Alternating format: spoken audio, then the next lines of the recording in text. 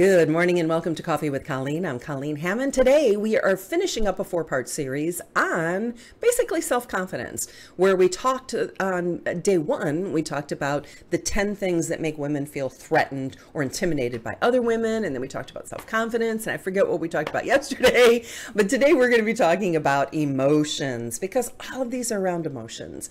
And we're not called to allow emotions to run our life. Isn't that what we try to teach toddlers? You know, but I don't want to. I don't feel like it. I don't care if you feel like it or not. Clean your room. Well, not a toddler, but, you know, got to start somewhere. So it's the same type of thing in the rest of our life. We are not to be led around by our nose by our emotions. We have to have some sort of logic and common sense and understanding so that we should be able to overcome our emotions. And women are supposed to have great practice with this because, you know, we have four hormones, you know, so every day we have this different hormone cocktail. And so our emotions are constantly fluctuating, and men are kind of like really steady going, and they kind of have that same thing happening all the time. So we don't want to let our emotions guide us, but guess what? Sometimes they do, don't they? So sadness, anxiety, feeling threatened and intimidated, obsessions that are unproductive, compulsions that are unwanted, self-sabotage, these behaviors that we self-sabotage ourselves, even physical ailments can be brought on by emotions like stress. Stress can bring on cancer, for heaven's sakes. Boredom, anger, being agitated, all of these emotions, thank you for sharing, Vicki, are things that we don't want these to rule our life. Otherwise, our life becomes like a pong, you know, or just bouncing from one thing to another, where we're just aimlessly bouncing between emotion to emotion to emotion, instead of being guided by our logic and being allowed. Now, some emotions are really important to have and that type of thing. So there are exceptions to the emotional thing, right? Like the emotion of love. We should be guided by love at all times. But we're talking about unproductive emotions, like anger and sadness, boredom, that type of thing. So the healthcare system is probably going to do one of two things: talk therapy or give you drugs. But where can we start on a daily basis before we need to go to talk therapy or get any drugs? Because yes, I understand that pharmaceuticals are required in some instances. I feel personally that there is plenty of scientific evidence that shows that a pill should not be your first option. So let's avoid even getting into that circumstance by going through these. Well, how many tips do I have here? I think there's 10. Yes, there's 10. Let's go through these 10 things first. Before we start, you know, and again, there is a place for pharmaceuticals, but I'm talking about normal everyday living circumstances, not exceptions to the rule. Okay, so here's 10 tips for daily emotional healing. Thanks for popping in. Good morning, Amy. Thanks for being here, Vicki. Jocelyn says, we adopted from Ethiopia. Husband gave away all of his clothes and filled his suitcase with coffee. That's funny. Today's National Coffee Day, the day we're recording this. So number one is self-acceptance and being yourself and fulfilling your life mission. What makes you happy and passionate, and what are you kind of obsessed about? If you have free time and there's no electricity, what do you want to do? You know, what would you do if no one ever paid you? You just really love to do it. What would you do? You know, list 3 to 5 things that you think that you're good at and you really enjoy doing. Asking for what you want, setting boundaries, engaging in self-care, having your own beliefs, your own opinions, your own values, and being comfortable enough with those that you don't feel like you have to blast them out all over the place and share them with people. Or if you meet somebody else whose values or beliefs are different than yours, that you can easily explain how you feel about something without getting into a heated debate. You know, St. Francis de Sales was really good about this, St. Francis de Sales, that he was able to treat the other person with the sense of dignity of the human person while explaining his beliefs and his ideas and his ideals, and not being insulting, and not, because people don't know what they don't know, right? So standing up for your values, wearing the clothes you want to wear, eating the food you want to eat, saying the things you want to say, just 100 ways to be yourself, but not be, to be true to yourself, but not be false. And this is something when I'm doing image consulting and styling, you have to be your authentic self in the clothing that you wear. And if you're not comfortable, like if I put on, a biker's jacket and chains and a biker's boots and, that kind of stuff. Of course, I'm the type of personality, I'd have fun with it, but it's not really me, right?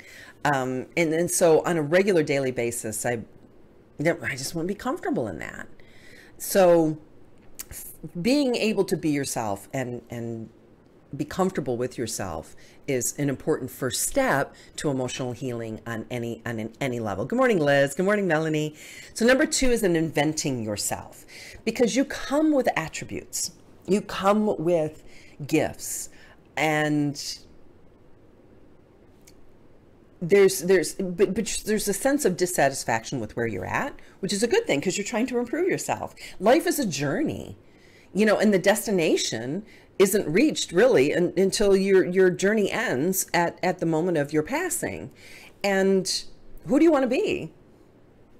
Then be that person. I don't like this about myself. Then change it. You reduce your emotional stress by deciding to become the person who will experience less emotional distress. I'm just not going to do that anymore. I'm going to be a calmer person. You know what? I don't like living with this bitterness and always seeing the bad in people. So I'm going to be a less critical person. Or, I had a lot of success in high school sports, and I, became a little egotistical because of that. So you know what? Now that I identify that, I'm going to be a less egotistical person, or a more productive person, or a healthier person, or a person who, I'm just not going to be that with this. I don't like this about myself. So you know what? I'm not going to be that anymore. And reinvent yourself. You're the only person that can make that decision for yourself. So just do it. Good morning, Tina. I hope we're scheduled on our call. Number 3, love. Should have been number 1. And be loved. Part of our human nature requires some solitude. We need some alone time.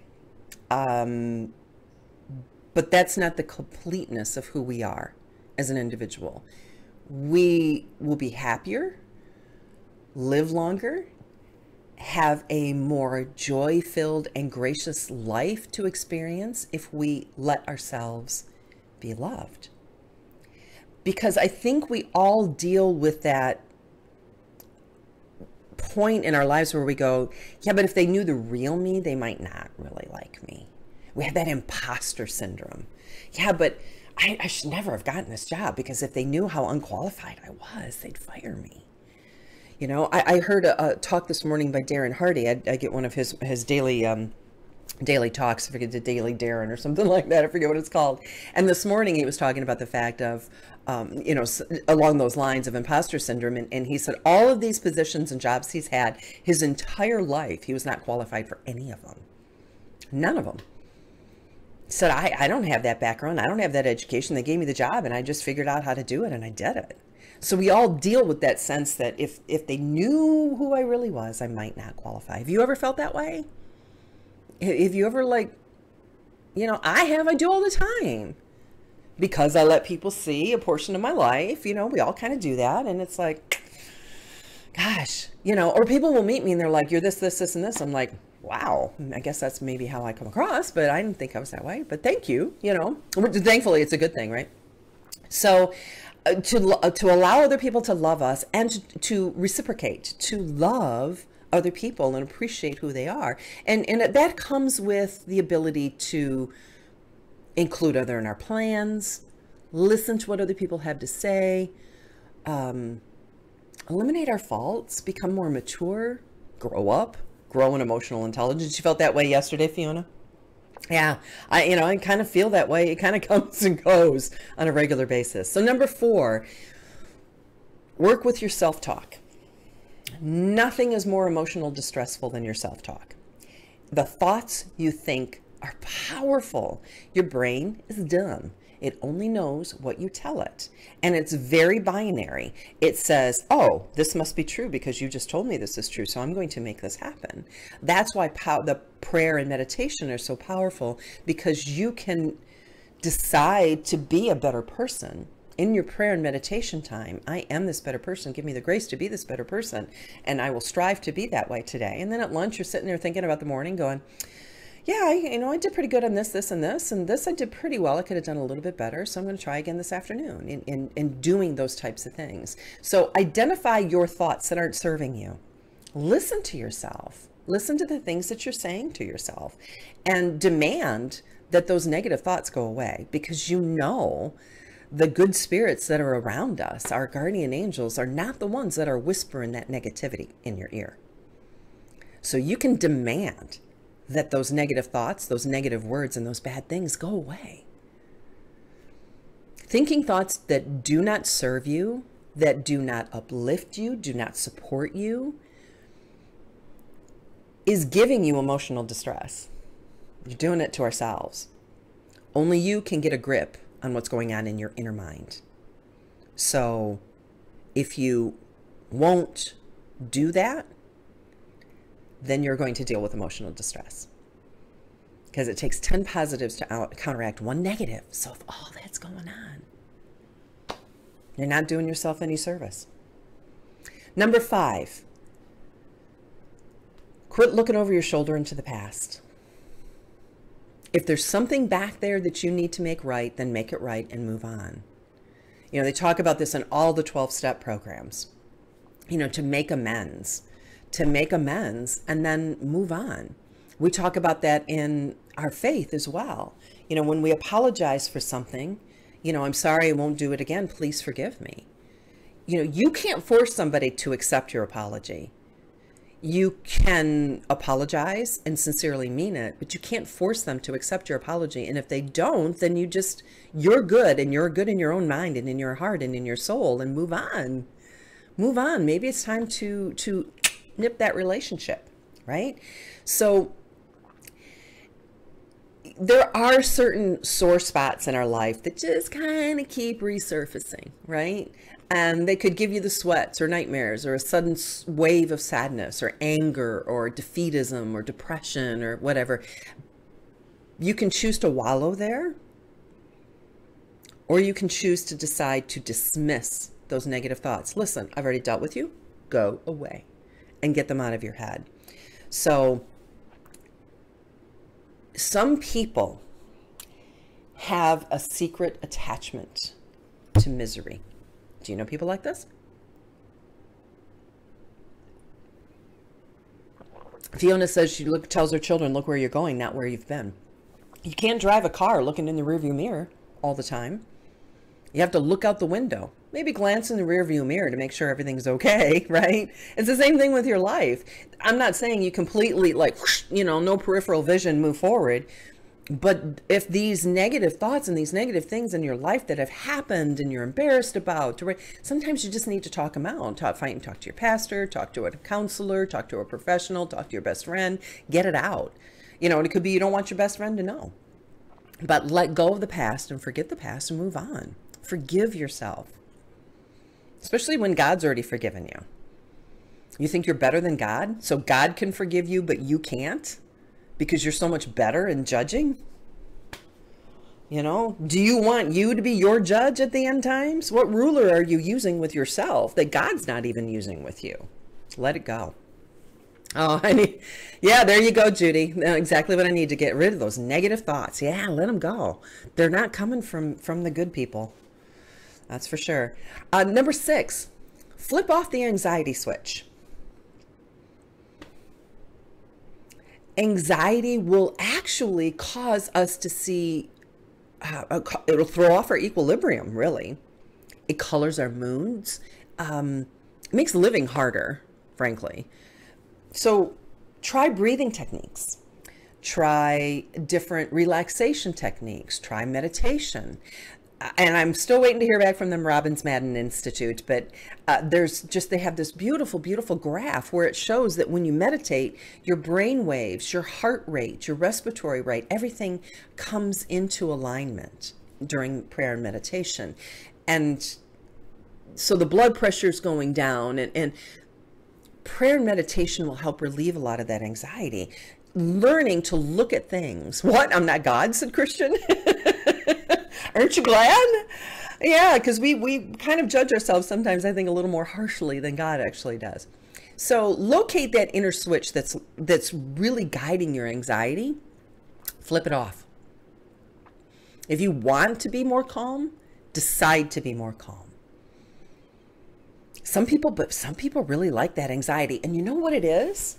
It's the chemicals that anxiety releases into your bloodstream. And it's like adrenaline. When you have fear, that flight or freeze. Anyway, the three F's. Flight, fight, or freeze. It is all adrenaline. What do you choose to do with your adrenaline? Do you choose to go and hold back? Or to take that fear, that adrenaline, and turn it into a positive thought? Because it's the same chemicals going through your body. It's the same thing. Some people are addicted to this anxiety because of they're like used to this chemical reaction in their body. So drink more coffee and let go of the anxiety, right? If you're going to be uptight about stuff, just flip anxiety off. Learn not to over dramatize things. Do you tend to be a little bit like kissing the Blarney Stone, and I can make that story just a little bit better, or I can just make that story a little bit worse? Are you seeing things worse than they really are? Learn to be honest with, what do they call that? Singularity, I think it's called, where you're just very measured about how you look at things. And then you will find that you no longer catastrophize things. You don't live a fearful life anymore, and you don't create unnecessary anxiety for yourself when you choose to look at things in a more positive light. Father said, a day to remember the amazing spiritual world. It's Michaelmas today. I forgot it was Michaelmas. It's the 29th. Number 7, make your life meaningful. What do most people who get super depressed and they're talking about committing suicide or something like that? My life has no meaning. Then make it meaningful. Don't wait till you get to that state of despair, right? Meaning nothing. It's just a psychological experience, your meaning. You can attach meaning to something that doesn't have meaning in a negative way. So attach a positive something to, meaning in our life. You can look for meaning and attach meaning to something if you look for it. And if you decide to do that. It's within your power to make it that way, and seize those daily opportunities. Seize the, look at the actual things that you're doing that only you could have done today. And I think that's kind of like when they say about needlepoint. So, you have one of those big needlepoint frames, let's say it's round, and you're working on your needlepoint, and a child is sitting on the floor at your feet. Well, from the underside, the needlepoint is just a hot mess. But when you're done and you flip that over, how beautiful it is. So God is seeing this beauty on the top, and we're seeing the hot mess on the bottom, all the threads dangling around. And when we get to see it from another point of view, we will see the beauty of all the strings that we have happened and all those little threads of our life, how they've touched the person at Walmart. This was a few years ago, but I literally had somebody come back into Walmart and say, thank you for smiling at me. I didn't remember doing it. I think I was working on my resting face, and so I probably, saw him and just smiled. But she had already gone out the checkout, and she still had her bag in her hand. And I think she just saw me maybe at the checkout or something and came back and said, just think you really made my day. I'm like, okay. But how many times has that happened and you don't know about it? So your life does have meaning. You are here for a reason. Everybody has a different mission. Not everybody's called to do a Facebook Live show, right? Not everybody's called to write books. Not everybody's called to be a priest. Not everybody's called, like Vicky, to be the happiness ambassador and speak at conferences. Everybody has a different mission and calling, but it's all equally important. So what's yours? Working on your resting face. Yeah. So it's not my analogy, it's somebody else. Tina says, we say faced with a problem, problem solved, you can do it. And that's just it. When you're seeing as a problem, you can sit back and wallow in it, or you can say, how can I solve this? And when you empower yourself by giving yourself that permission to solve the problem, then it's not a problem anymore. It's just a situation that needs to be remedied, right? Number 8, let meaning overcome your mood. What does that mean? I'm so sad today. So give it meaning. I have a business to build on today. I have a novel to write. I have a menu plan to create so I can nourish the bodies of these children that I have. So, instead of, and so what happens, instead of focusing inwardly, you're focusing outwardly. And when you can get away from wallowing in your own head and start focusing on outwardly what you can do, it's kind of like what Tina just said, problem to solve. You get out of that, take meaning to overcome your moods. So you can start every day and announce exactly to yourself how you intend to make today meaningful. What are you going to do today? Are you going to deal with routine chores and tasks and relax in them? Because these are just things that need to be done. It was just, I don't know why I was thinking about this morning. I make my bed every morning. It doesn't take that long. I'm in bed. So I just take the sheets and the blankets and I arrange them. I fold over a little corner. I slip out. I fold the corner back. I fluff my pillows, put them up, done. Now it's a nice and neat and tidy space. How long does that take? 20 seconds? If that? Why is it so hard to have somebody make their bed? Empty the dishwasher, please. Have you timed how long it really takes to empty a dishwasher if you're focused? What's the longest part? Silverware? A lot of those big plates, man, that goes fast. They're big, right? How long does it take to really do these things? And why do we moan? And well, it's not really us, it's our children probably. But think of the things in your life that you don't want to do. How long is it really going to take you to do those things? How long does it take to I got all the way back out to my car and I forgot the white vinegar. This happened the other day. So then I went back in. All right, what aisle would you put white vinegar in, by the way? All right, I needed a gallon of white vinegar because I was going to clean out the coffee maker.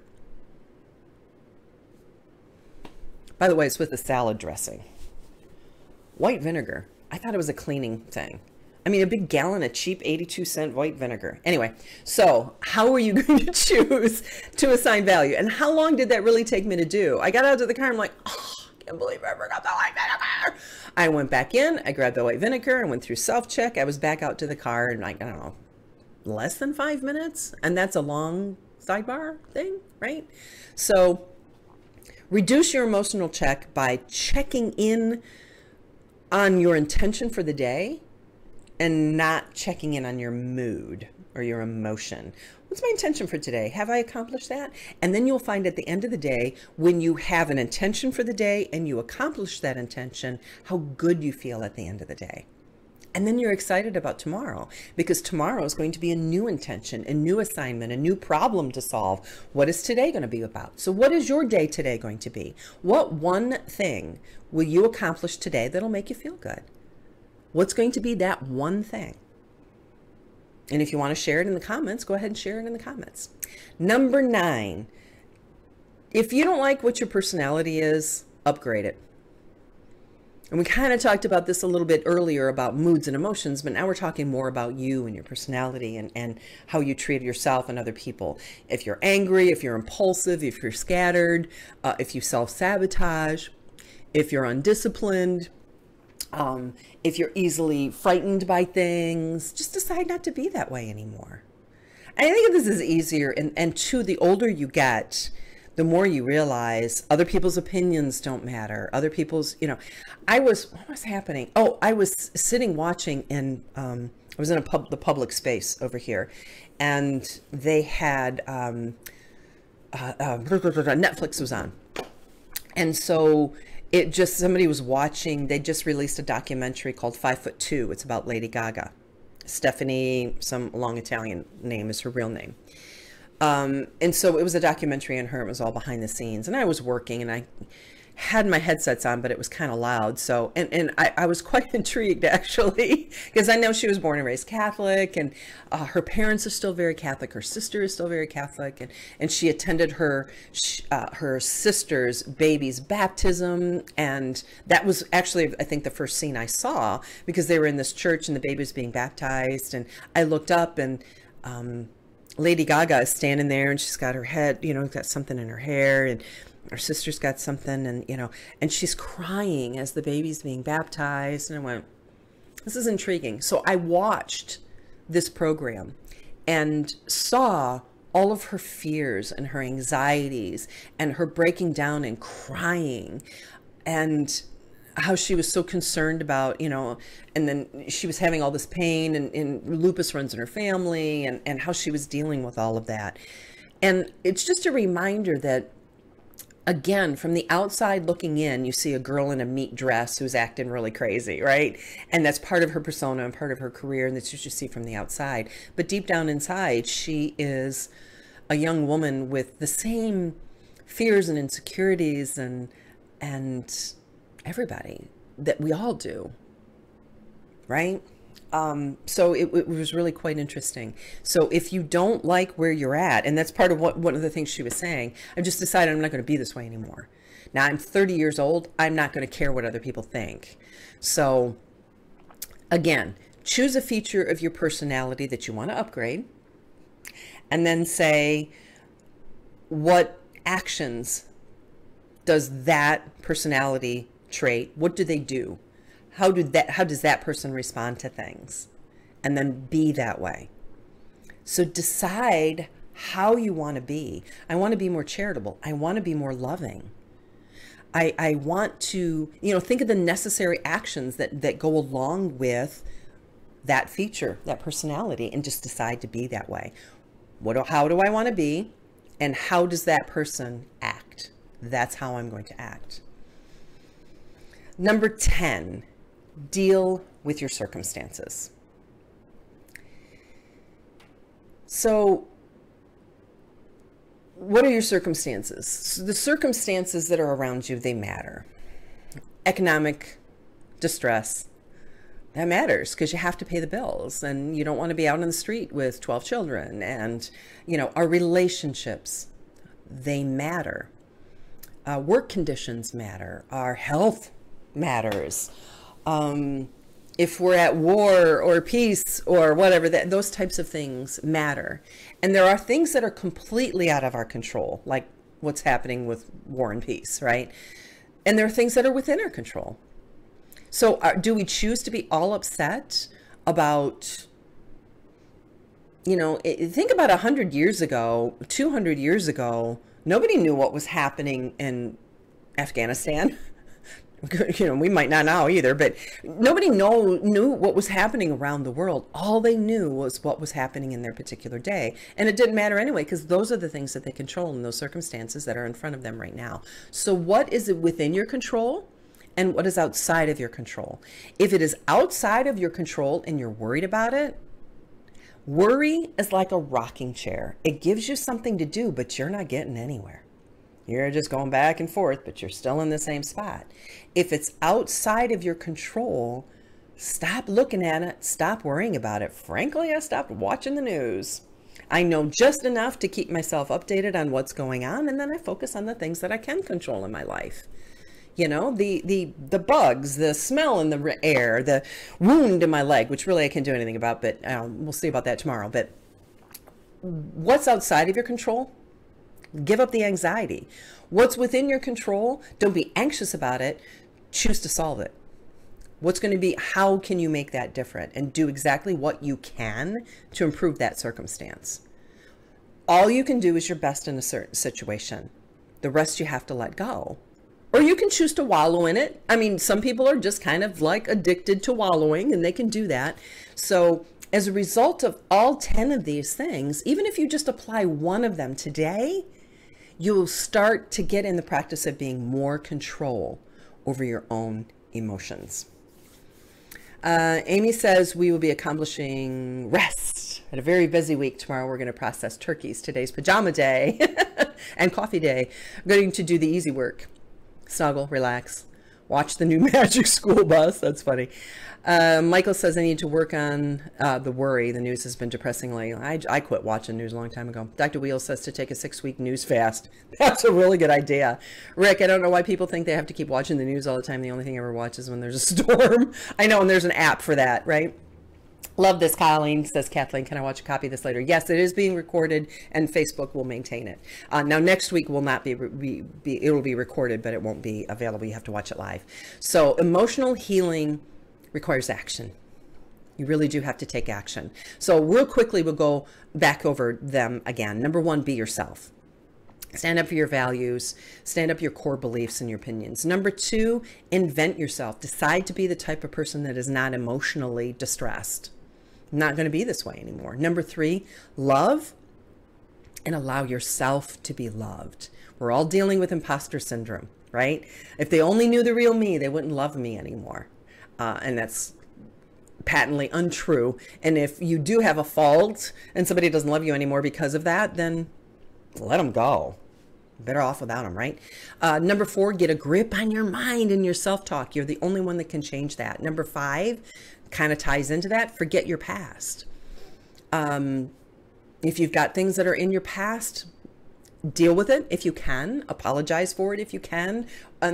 Again, is it under your control or outside of your control? Whatever you can control, deal with it and then move on. If it's outside of your control, give it a blessing and move on. Number 6, flip off your anxiety switch. You're in charge of that anxiety switch. Find out what gives you anxiety, analyze it, and flip that switch off.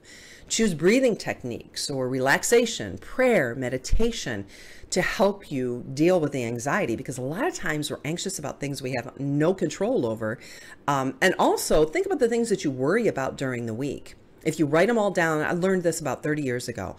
If you're worried about something, write it down on a piece of paper and put it in a box. And then you have a worry time, maybe 1 hour a day or 15 minutes a day, where you're going to go into that box and pull out those little pieces of paper and sit there and worry about it. But what you will find at the end of the week, if you collect those, I did this for 1 week and it was amazing. And that's all it took, was 1 week. At the end of the week, go through that list or those pieces of paper and look at the things that you were worried about and how many things resolved on their own and weren't worth the energy, the time, the emotional distress of worrying.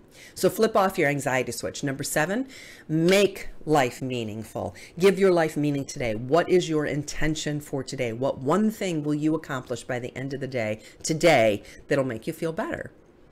Number 8, make meaning trump your mood. So take that intention, take that meaning and focus on that, not your emotions. Number 9, upgrade your personality. Decide the person that you want to be. How does that person act? And be that way. And number 10, deal with it. Deal with the circumstances. Deal with the things that you can control and don't worry about the things that you cannot control. So I know there's a lot of talk about depression and anxiety and emotional distress. It seems to be kind of, in self-help books and all this kind of stuff. You could do it yourself. Decide who you want to be and what you want to be and go about becoming that person. So I hope these tips have helped. If you are watching live, we will continue our discussion. And if you're watching this on YouTube, make sure that you leave me a comment and let me know what you are working on today. And click that little button to subscribe and then click the little bell, because the bell will let you know when a new video has been posted. Alrighty, I appreciate you being here. Take care, God bless, and we'll see you next time. Bye.